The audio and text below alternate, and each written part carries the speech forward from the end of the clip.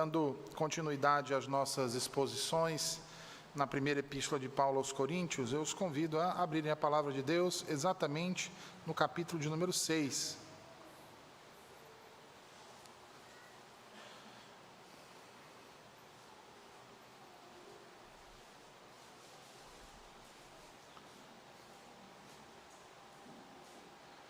Meus irmãos, nós vamos fazer uma leitura que vai do versículo de número 12 até o versículo de número 20. Mas hoje, especificamente, nós vamos nos ater apenas ao versículo de número 12. Então, 1 Coríntios, capítulo de número 6, versículos 12 ao 20, mas nós nos prenderemos hoje apenas à exposição do versículo de número 12. Daremos continuidade da próxima parte, que vai do versículo 13 ao 20, na próxima oportunidade. Assim diz o Senhor.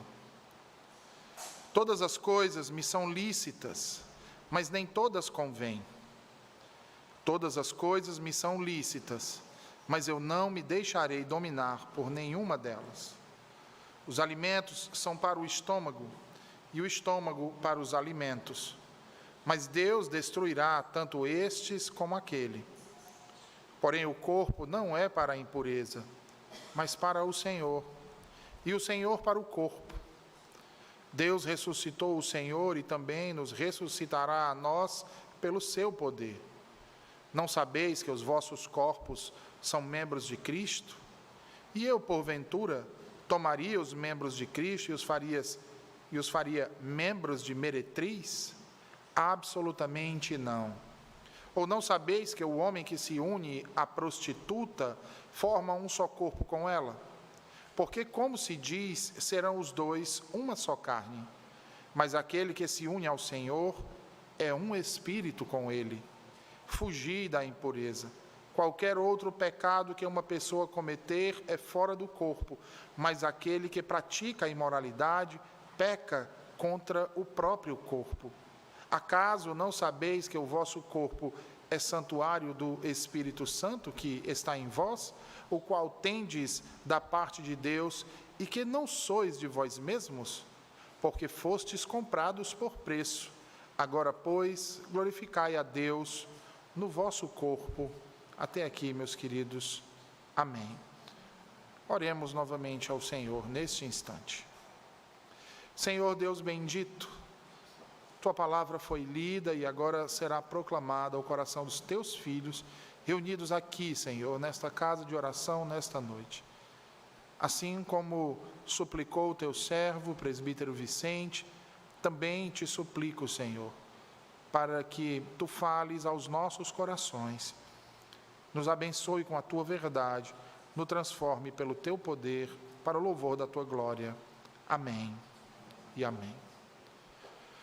Nós vimos no último sermão que os litígios entre irmãos, por causa de negócios terrenos, frivolidades e outras demais coisas nesta vida, são frutos de uma mente que ainda se mantém presa à sabedoria dos homens e, infelizmente, presa ainda a esse mundo.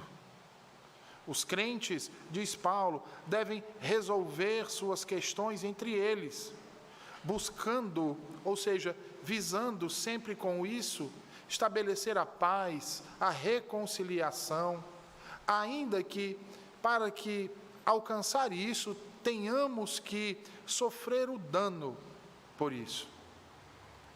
Quando isso não for possível de ser alcançado, por aquilo que nós chamamos de meios suasórios, os crentes devem então procurar as autoridades constituídas de sua igreja, devem procurar os oficiais da igreja, e não levar essas coisas aos tribunais civis, que são constituídos de incrédulos.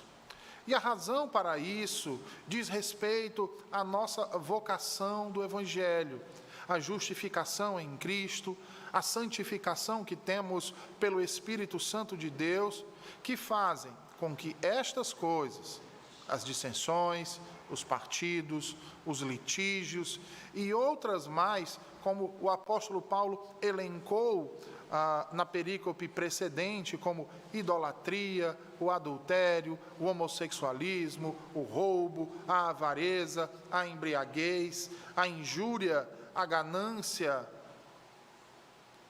tornam-se inadmissíveis entre o povo de Deus. A impureza, meus irmãos, ela está para os injustos, assim como a pureza está para os que foram justificados. E isso deve-se ao fato de que os crentes foram lavados no sangue de Cristo, portanto, purificados e renascidos para Deus e não para o mundo. Foram revividos para a justiça, sim, de fato, mas não a justiça dos homens, mas a justiça de Deus. Sendo assim, prestem bastante atenção nisso, ainda que a justiça civil não seja algo ilícito aos crentes, e estes tenham liberdade para usufruto seu, não lhes convém, todavia, fazer usufruto dela, não quando diz respeito àquilo que pertence à jurisdição do Deus vivo. E isso diz respeito aos demais crentes. De fato, a liberdade cristã é um assunto controverso para muitos irmãos, tratado muitas vezes e por vários crentes como algo aparentemente e estritamente subjetivo. Porém, meus irmãos, a liberdade cristã está longe da subjetividade de alguém, uma vez que esta diz respeito à culpa do pecado, à ira condenatória de Deus e à maldição da lei moral. Porém, muitos têm confundido isso, distorcido essa verdade e caminhado por tortuosas veredas. Ora, irmãos, os que pela fé creram em Jesus Cristo foram verdadeiramente libertados por Ele deste presente mundo mau, do cativeiro de Satanás e do domínio do pecado, como declara a nossa confissão de fé em seu capítulo de número 20. A liberdade que Cristo comprou com seu sangue, de modo algum, tornou-se para os cristãos um salvo-conduto, ou melhor dizendo, um passe livre para que os crentes continuassem a usufruir daquilo que outrora os escravizava. Pelo contrário, era o inverso disso. Vejam, uma das dificuldades dos crentes de Corinto era justamente compreenderem isso, compreenderem a liberdade que possuíam em Cristo Jesus.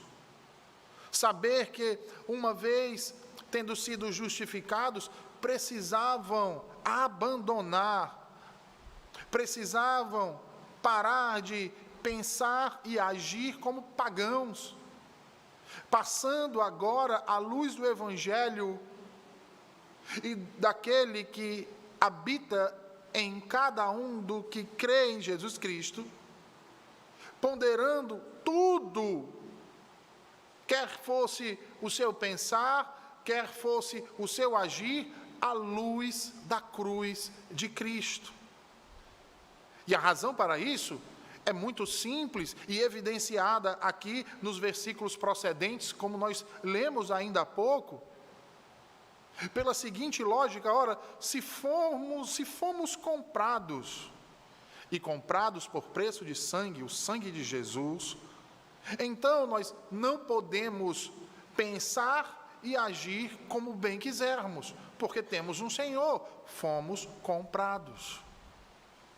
A licitude, portanto, não pode ser confundida com a licenciosidade, pois nem tudo que é permitido é de fato bom para um cristão.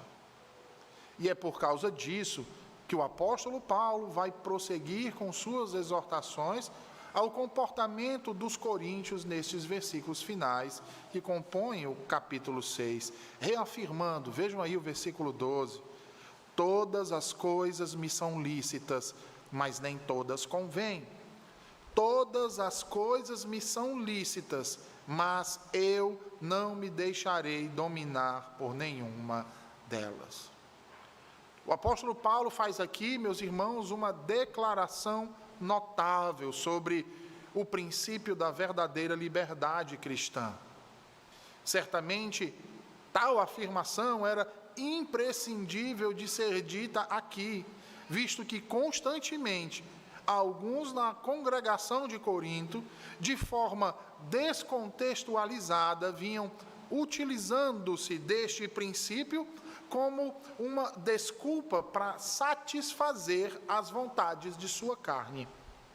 De modo, então, direto e firme, Paulo endireita os coríntios, dizendo: todas as coisas me são lícitas, mas nem todas convêm.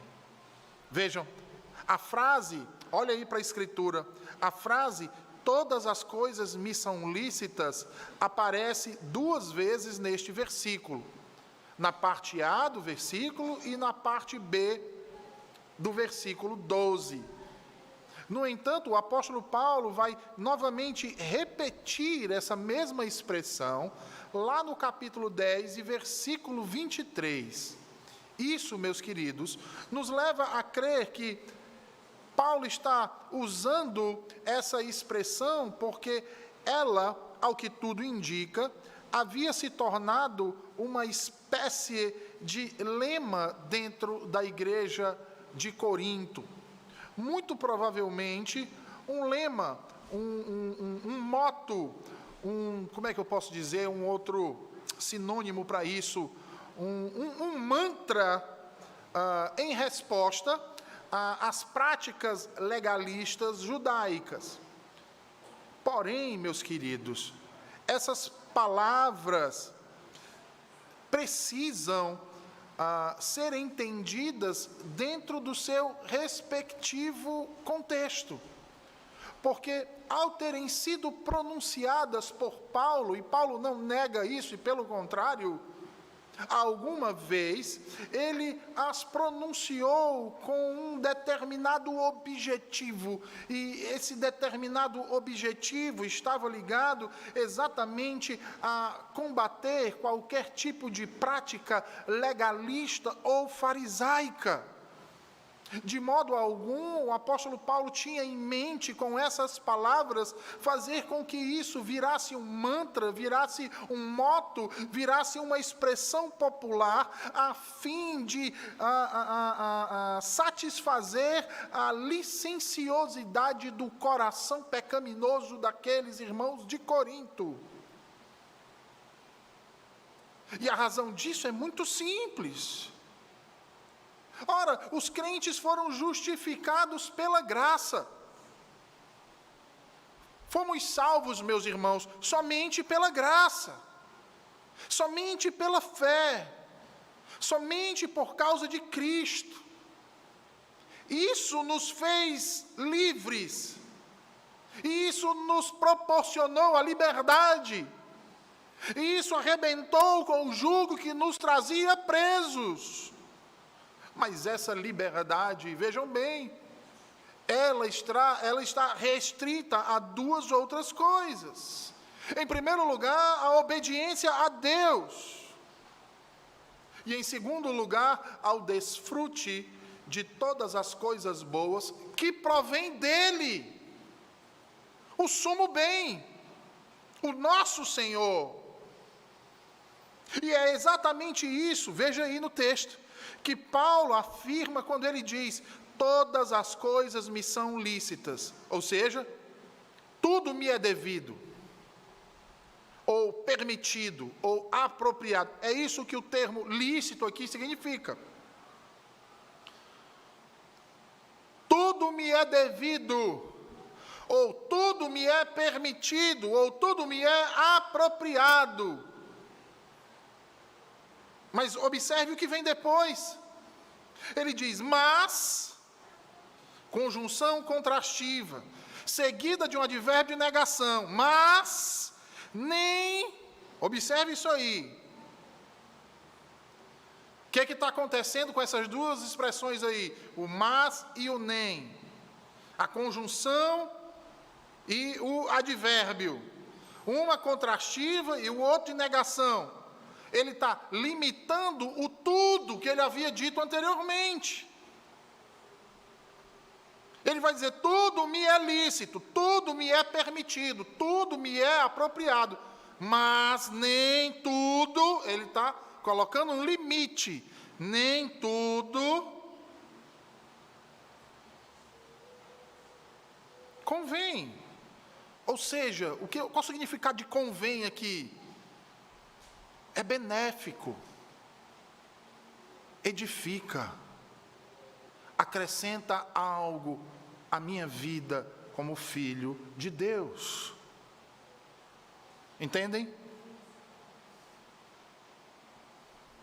A morte sacrificial de Jesus Cristo nos liberta, meus irmãos, de qualquer forma de esquema legalista de autojustificação, baseado em qualquer tipo de justiça pessoal e obediência à lei de Deus. Como, por exemplo, nós já tratamos aqui do legalismo judaico. Mas não nos liberta a licenciosidade para fazermos o que quisermos. Esse é o entendimento errado do que significa a liberdade que Cristo nos outorgou. Não estamos livres para fazer o que der na nossa telha, para o que manda o nosso coração, para aquilo que desejamos. Calvino já dizia, onde os vícios correm a rédeas soltas, sem serem punidos, o ilícito é considerado como lícito. Olha a sociedade que vivemos. Quantos vícios, quantas práticas, escusas à palavra de Deus, contrárias, diametralmente, não têm sido tratados por muitos como coisas lícitas e normais. Você quer um exemplo disso? A fornicação.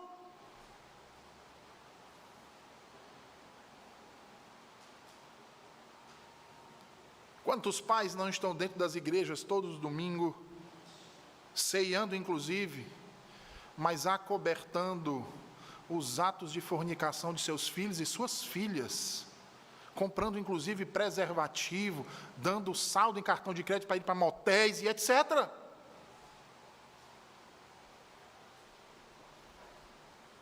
Quantos não estão fazendo isso? Quantos não estão financiando a prostituição de suas filhas e de seus filhos, sob a desculpa da cultura desse tempo? E isso era exatamente o que vinha acontecendo ali em Corinto. E muitos dentro dessas igrejas vinham praticando sob o pretexto da liberdade cristã, permitindo a si mesmos o uso de quase tudo, entregando-se inclusive à luxúria. É um assunto para o nosso próximo sermão. O ponto de Paulo aqui, irmãos,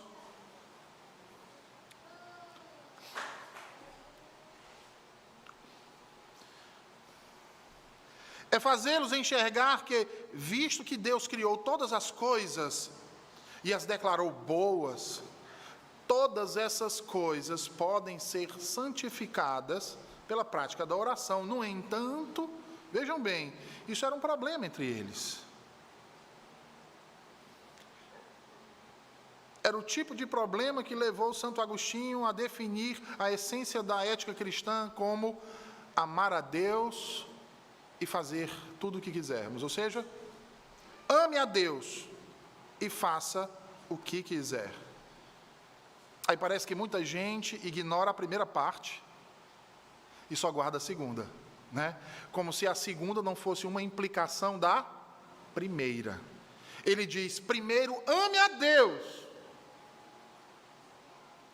e faça o que quiser. Por quê? Amar a Deus tem consequências, irmãos. Amar a Deus tem implicações das quais aqueles que verdadeiramente amam a Deus não podem fugir.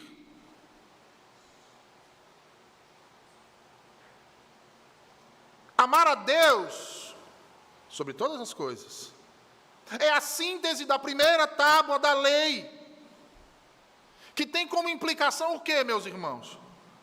Obediência à vontade revelada de Deus, para o quê? Para o louvor da glória de Deus.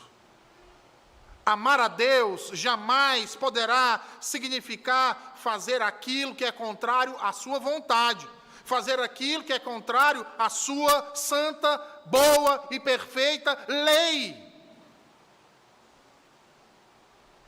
Portanto, fazer o que quiser não pode ser interpretado como licenciosidade. Isso era o que Paulo, por exemplo, dizia em Gálatas 5,13. Abra aí a sua Bíblia em Gálatas 5,13.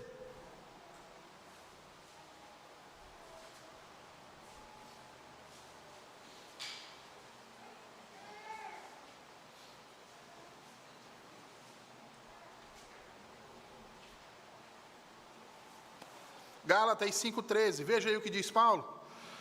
Paulo diz assim: porque vós, irmãos, fostes chamados à liberdade. Vocês, crentes, foram chamados à liberdade. Agora vocês podem fazer o que quiser. É isso que Paulo está dizendo? Não. Paulo está dizendo, porém, não useis da liberdade para dar ocasião à carne. Sede antes servos uns dos outros pelo amor.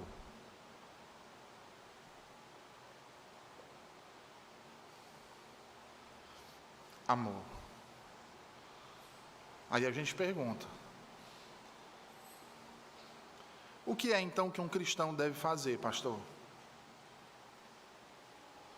Que liberdade é essa? Ora, pelo que nós vemos o apóstolo Paulo dizer aqui, aparentemente, alguns dos coríntios se apoderaram de sua frase, removeram-na de seu contexto e depois a transformaram em um slogan para justificar seu comportamento pecaminoso. Às vezes a gente pensa que esse tipo de coisa só aconteceu na igreja de Corinto, porque a igreja de Corinto era muito problemática. Parece que não acontece no nosso tempo, né? Ninguém pega uma frase das Escrituras e descontextualiza para usar como uma justificativa para os seus próprios pecados.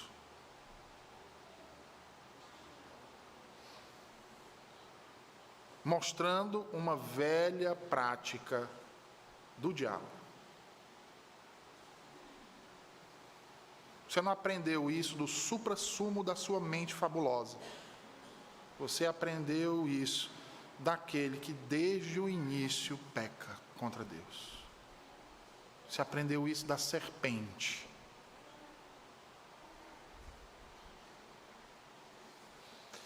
Todas as coisas são lícitas. Em Corinto assumiu um novo significado. Um significado esse que foi proclamado por muitos séculos, até chegar ao nosso. E no século passado, virou letra de música. Quem nunca ouviu, faz o que tu queres, pois é tudo da lei. Já ouviram? Isso não é novidade. E esse é um princípio demoníaco. É tipo assim, não, eu posso ser crente e ainda assim viver como um pagão. Fazendo tudo o que eu quiser. Por quê? Porque tudo me é lícito. Agora eu posso fazer qualquer coisa. E esse é um ponto sobre o qual nós não podemos deixar passar batido. Por quê? Porque a liberdade cristã pode ser e tem sido abusada e distorcida pelas mentes humanas de tal forma a ponto de se tornar algo extremamente pernicioso e prejudicial, tanto para o corpo quanto para a alma.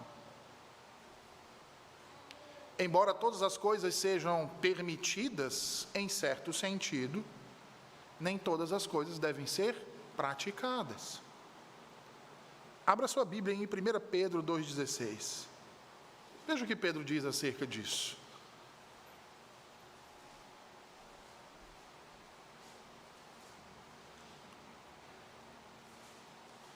Primeira Pedro, capítulo 2, versículo 16. Pedro diz assim: vivam como pessoas livres, porque de fato vocês são livres, não usando sua liberdade para encobrir o mal, mas vivendo como servos de Deus. Teólogos reformados discutiram a questão da liberdade e contenção sob o título de prudência. O que é a prudência? A arte ou a habilidade de desfrutar da liberdade e, ao mesmo tempo, engajar-se na autodisciplina e discrição com base na sabedoria de Deus e na capacitação do Santo Espírito através da palavra revelada. E observem que, para reforçar ainda mais a gravidade desse ponto, Paulo reitera uma segunda vez a sua asserção inicial, porém acrescenta uma qualificação adicional que é imprescindível. Veja aí a parte B do versículo 12. Ele diz: tudo me é lícito. Ele está repetindo o que ele já havia dito. Mas ao invés de ele dizer, mas nem tudo convém, ele acrescenta uma outra qualidade aqui, imprescindível: mas eu não me deixarei dominar por nenhuma delas. Em outras palavras, eu não me deixarei escravizar por nenhuma delas. Sabe qual é a verdadeira liberdade que Cristo nos outorga, irmãos? Na sua vida prática, é saber que tudo nos é lícito, mas preferimos apenas aquilo que convém, apenas aquilo que nos traz crescimento, apenas aquilo que nos é benéfico, que nos faz o bem, que é para a glória de Deus. Tudo que é para a glória de Deus faz bem àqueles que o amam, porque aqueles que o amam vivem para glorificá-lo, não o contrário. Ora, como é que Paulo se considerava? Não era exatamente um servo de Jesus Cristo? Está lá, capítulo 7, versículo 22. E como servo, Paulo está se recusando a ser dominado por qualquer coisa que não seja o seu Senhor.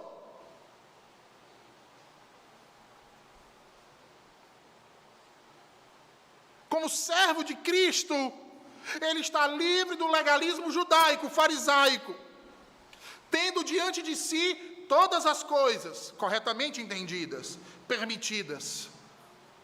Porém, está pessoalmente conformado a não ser obrigado a nada que ele poderia ser livre para fazer, ao contrário de muitos hoje.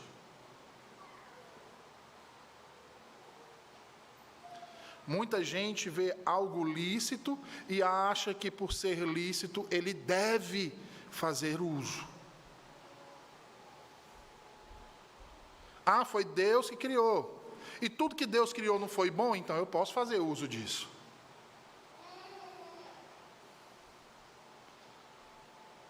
Só que vem uma outra pergunta que eles deveriam se fazer. Mas eu vou usar isso com qual propósito? A glória de Deus ou o prazer da minha carne? Será que eu, ao utilizar determinadas substâncias, ao fazer determinadas coisas que é tão comum,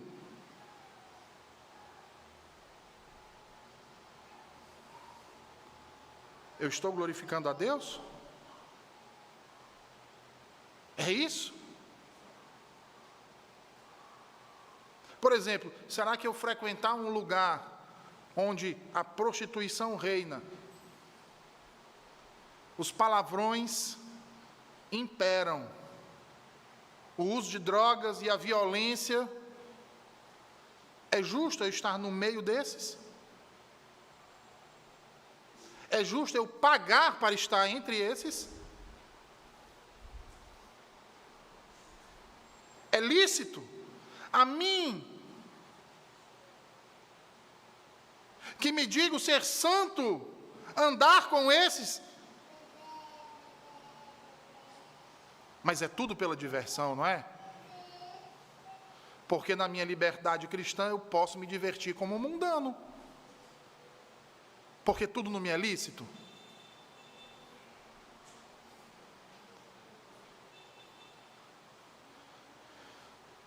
Paulo está livre do legalismo judaico. Todas as coisas estão diante deles. Mas nenhuma dessas coisas, ele diz, vai me obrigar a servi-la ou fazer uso só porque eu posso. Eu posso. Desde que isso glorifique a Deus. Me traga algo de bom. Me edifique. Sabe por que ele pensa assim, o apóstolo Paulo? Porque não só a mente dele, mas o seu próprio corpo foi conformado a Cristo. Você tem sido assim?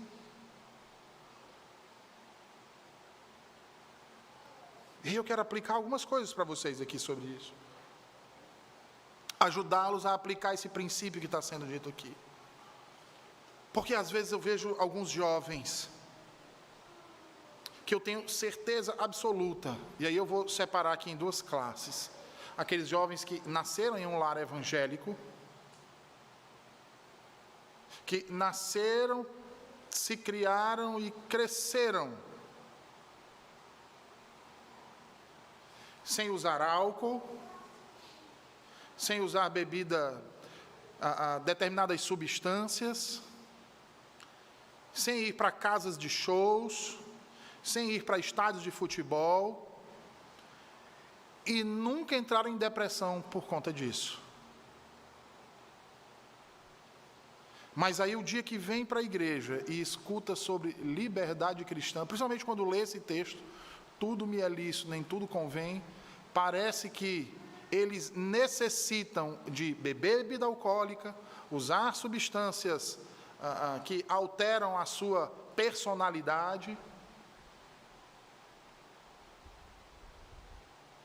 ir para um monte de lugares,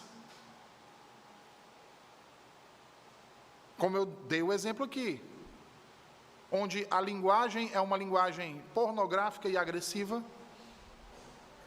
onde o uso de drogas permitidas e não permitidas é aberto, ele acha que tem liberdade para andar em tudo isso. Eu pergunto, lá no meio da boate que você está, no dia de sábado, virando a noite, se divertindo, usando da sua liberdade cristã, você pode dar um glória a Deus e dizer, muito obrigado, o teu nome está sendo glorificado, Senhor, aqui? Quando você está lá no bar, enchendo a cara de chope, ficando já alterado, é assim que você vai dizer também, louvado seja o teu nome, Senhor, nós estamos embriagados para a tua glória, é assim que você diz?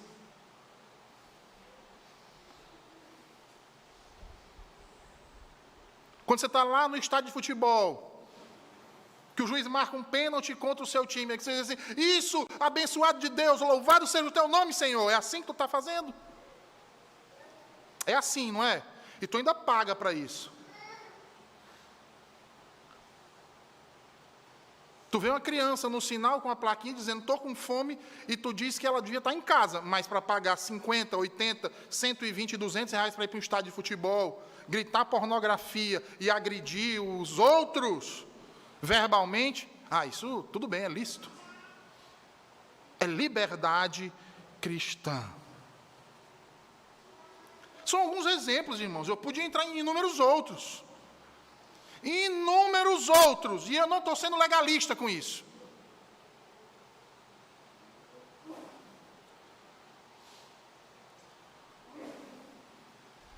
Aí fica usando de desculpa, de liberdade cristã, como um subsídio para tais práticas pecaminosas. E como se isso não fosse suficientemente pecado para si mesmo, ele ainda propaga para os outros, porque os outros têm que estar juntos também.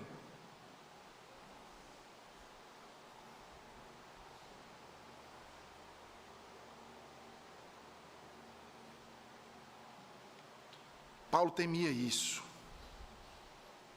Temia ver um cristão, paradoxalmente, vir a voluntariamente tornar-se escravizado às mesmas coisas que ele agora estava livre para fazer.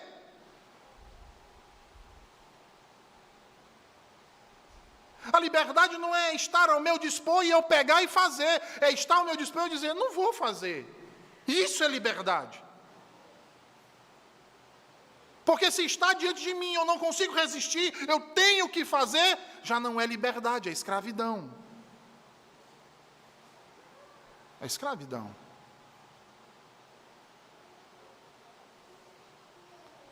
Pastor, é pecado a bebida alcoólica? Não é pecado. Desde que você tenha consciência do quanto você bebe, onde você bebe, com quem você está bebendo.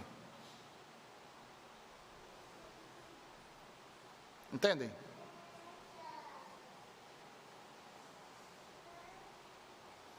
Pastor, quer dizer então que eu, como crente, nunca vou poder ir para um show do U2. Se é mais importante para você ir para um show do U2, mostra que não é bem liberdade que você está falando.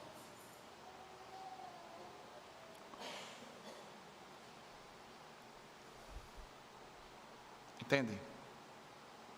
Porque dançar não é pecado. Mas depende de que tipo de dança.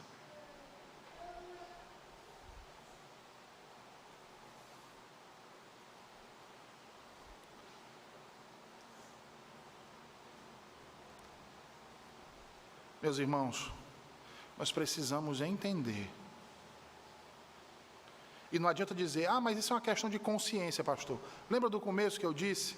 A questão da subjetividade, que muitos tomam a liberdade cristã como elemento subjetivo. E aí vão basear essa subjetividade no quê? Na lei da consciência.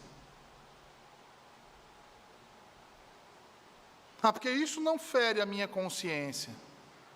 Mas e se ferir do teu irmão? Pastor, uma bobagem, eu vou abrir mão agora, porque o irmão não quer aprender e para ele é motivo de escândalo. Já mostrou que não é liberdade, é escravidão. Foi-se embora o argumento de liberdade cristã.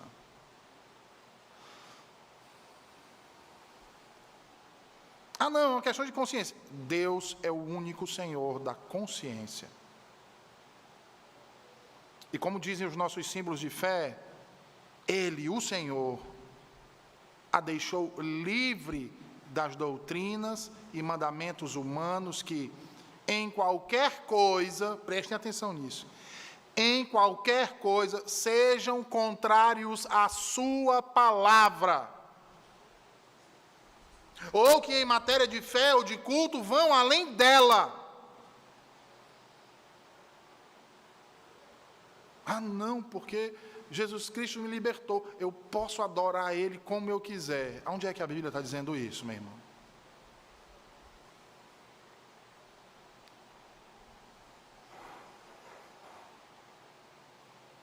Aonde é que a Escritura está dizendo isso? Que você pode adorar a Deus como você quiser, como lhe der na telha, Qual é o texto da Escritura que está dizendo isso?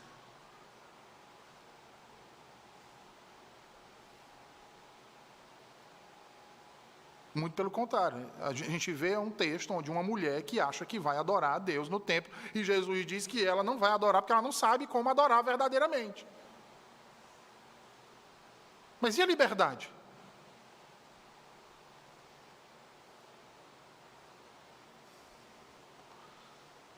Os discípulos de Jesus tiveram tanta liberdade para ensinar o que eles queriam, que Jesus, na chamada grande comissão, diz a eles o quê? Para ensinar tudo o que ele os ensinou, nada mais do que isso.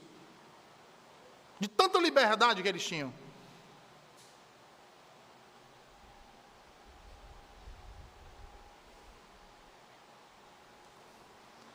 Nossos símbolos de fé continuam, ele diz, de modo que crer em tais doutrinas ou obedecer a tais mandamentos por motivos de consciência é trair a verdadeira liberdade de consciência.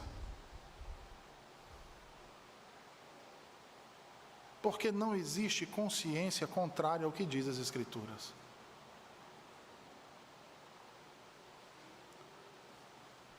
Assim como da mesma forma também o é trair a verdadeira liberdade de consciência, o requerer de uma fé implícita, uma obediência cega e absoluta.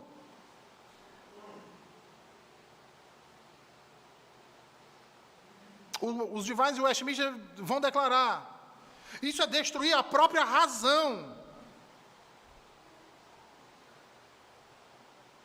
Mas baseados em quê, pastor? Abram aí a Bíblia de vocês em Romanos 14. Nós já expomos esse texto aqui. Romanos 14, versículos 20 ao 23.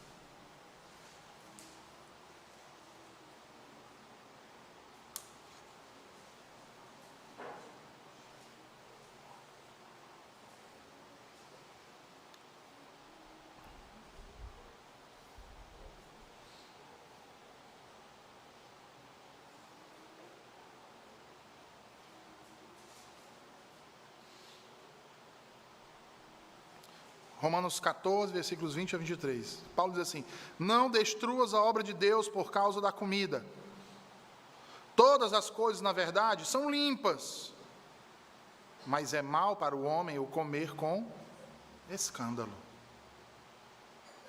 É bom não comer carne, nem beber vinho, nem fazer qualquer outra coisa com que teu irmão venha a tropeçar, ou se ofender e enfraquecer. Eu sou um cristão experiente. Eu gosto de, antes de jantar na minha casa, degustar um bom vinho. Aí chama o irmão, novo convertido. Irmão, venha jantar conosco aqui, sem problema nenhum. Convite de um irmão a outro irmão em Cristo que querem ser próximos. Traga a sua família, venha jantar na minha casa. Aí na hora do jantar você abre uma garrafa de vinho, sabe aquele vinho do Porto?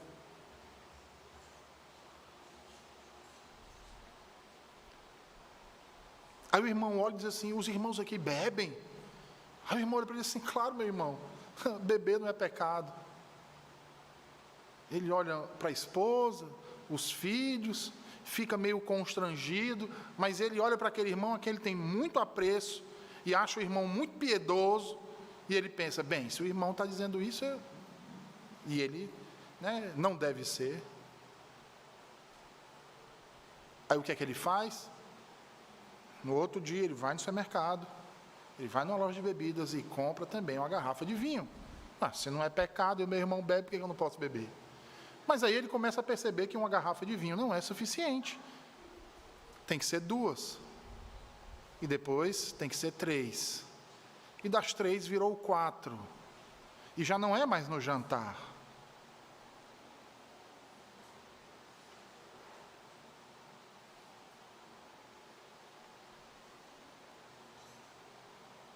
E aí, um dia um presbítero encontra aquele irmão deitado na calçada, no meio da rua. E acha estranho porque aquele irmão está desse jeito. O irmão diz: não, só tomei um vinhozinho antes do almoço. O irmão fulano disse que não era pecado. Não, meu irmão, a embriaguez é pecado. Ah, pois eu não vou mais para essa igreja não, igreja legalista. Mas é exagero da minha parte, né, irmãos? Eu estou sendo legalista, ninguém nunca saiu de uma igreja por conta dessas coisas. Não é verdade? Por conta de liberdade cristã. Errado é o pastor, que é legalista. Veja aí. Paulo continua. Versículo 22. A fé que tens, tem-na para ti mesmo perante Deus. Bem-aventurado é aquele que não se condena naquilo que aprova. Mas aquele que tem dúvidas é condenado se comer, porque o que faz não provém de fé, e tudo que não provém de fé é pecado.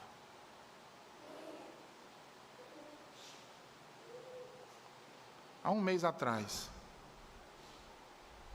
um jovem liga para o seu pastor. Esse jovem sumiu da igreja, de repente. Era um jovem assíduo, participante. Mas de repente esse jovem sumiu. E quando era procurado, dava desculpas esfarrapadas. Quando foi um dia, o telefone do pastor tocou, o jovem liga para ele, chorando, e diz: pastor, eu não estou aguentando. O que, meu irmão? Pastor, eu não tenho ido para a igreja, porque eu não consigo, e nem quero me encontrar com determinadas pessoas. Como assim, meu irmão? Eu me aproximei de uma jovem, achando que ela era crente, pastor. E aí nós combinamos de sair. E quando nós fomos sair, pastor, ela foi para uns lugares esquisitos. Lugares que eu nunca frequentei na minha vida e que, na verdade, eu sempre tive receio de sequer passar em frente. Sabe aqueles barzinhos, pastor, que a luz é meio escura? Fica tocando aquelas músicas.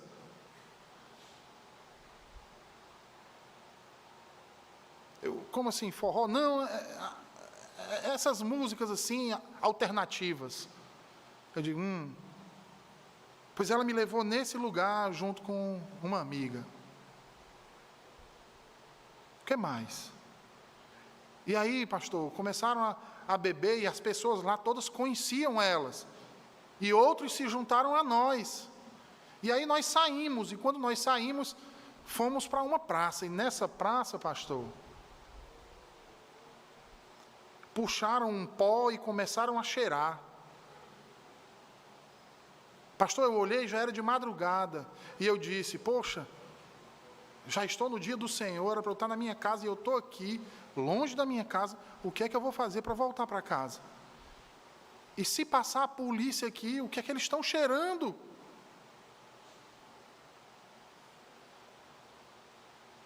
E aí ele olhou para aquela moça, e a moça perguntou, toma, vai, cheira, é bom. E ele disse, não, muito obrigado. E ela disse, deixa de bobeira. Está pensando que é cocaína? Não é cocaína não, é só rapé. E ele disse, não, muito obrigado. Ela, pois já que você não quer, eu quero, é muito bom. Mas pastor, depois que ela cheirou umas 2 vezes, ela mudou, não era a mesma pessoa. E eu fiquei com vergonha de dizer isso para o conselho. E fiquei com vergonha do que eu fiz, de confessar o meu pecado, de voltar para a igreja. De me encontrar com essas pessoas lá.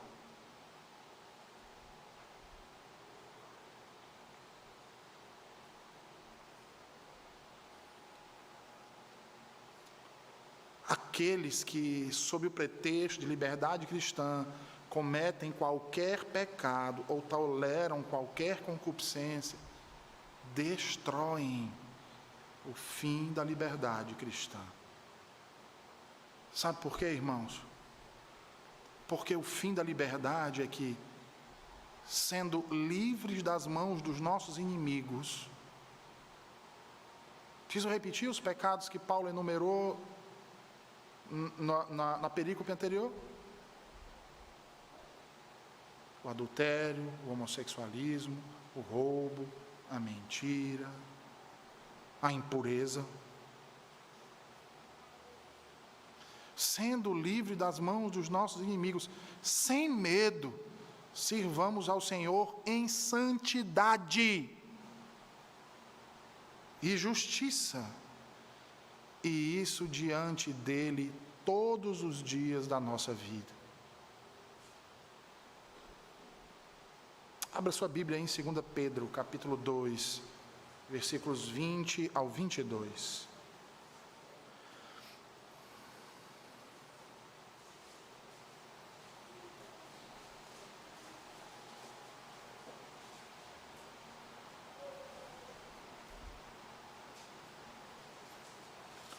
Segunda Pedro 2, versículos 20 a 22.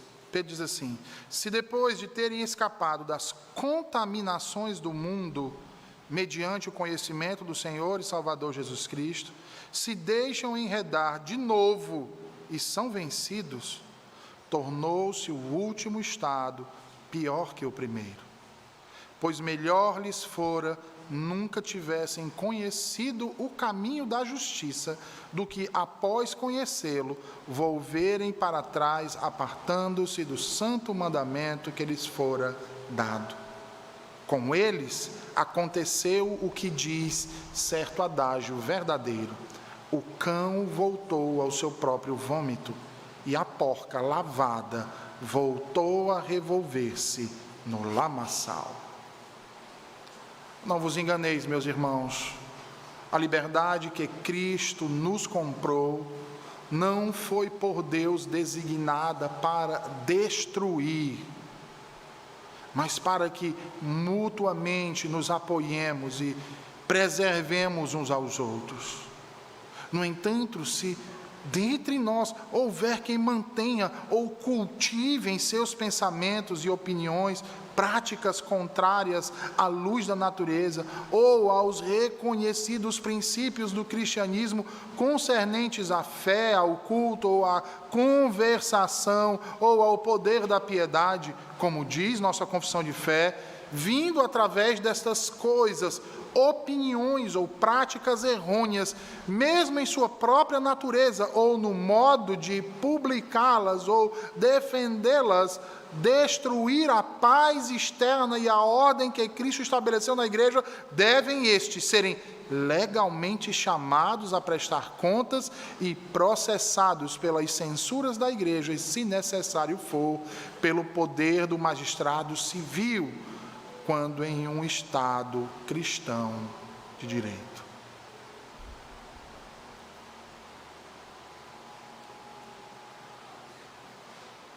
Eu preciso, ressaltar aqui, antes que eu seja mal compreendido e a boca pequena saia daqui dizendo: pastor Denoi é legalista, disse que era pecado isso, pecado aquilo, pecado aquilo, pecado aquilo, pecado aquilo.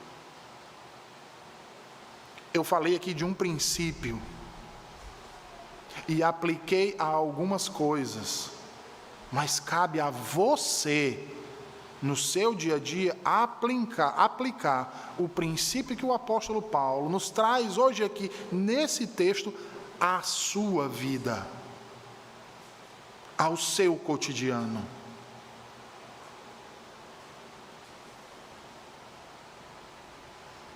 Considerando as implicações disso.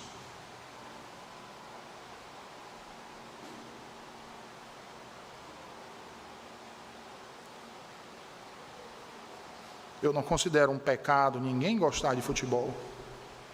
Mas quando isso passa a ser um ídolo no nosso coração, se torna pecaminoso. Eu já não tenho mais liberdade. Porque já não há mais liberdade. Eu me tornei um escravo.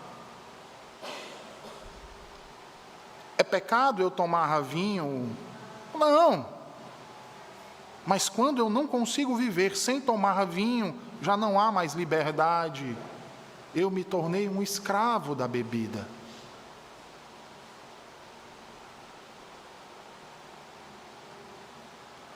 Entendem o que eu estou dizendo?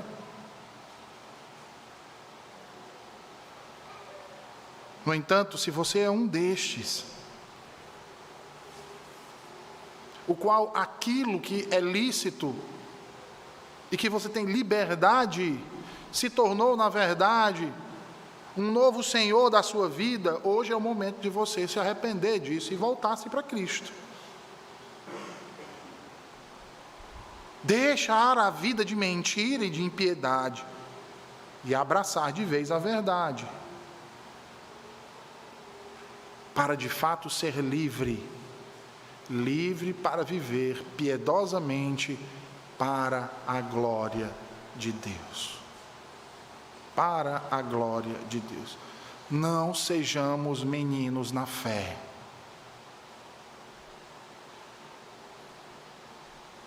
Não sejamos crianças, como foi a igreja de Corinto.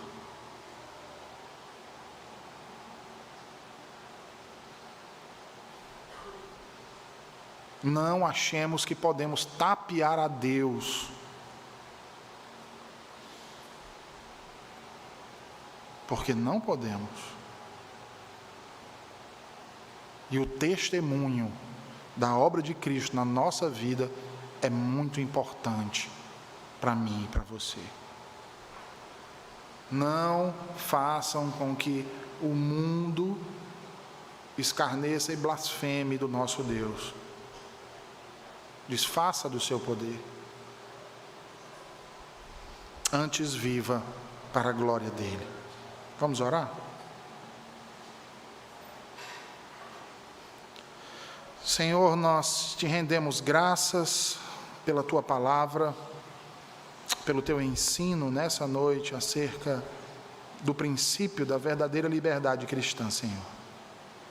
Ajuda-nos a aplicar esse princípio em tudo o que fizermos nas nossas vidas, para que as escolhas que assim procedermos sejam para o louvor e a glória do teu santo nome, pois este é o nosso fim, Senhor, glorificar o teu santo nome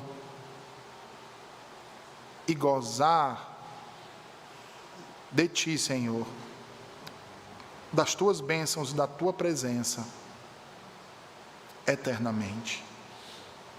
Nos dá discernimento, Senhor. Nos dá cada vez um coração que ame mais a Ti sobre todas as coisas, mas que também ame os nossos irmãos.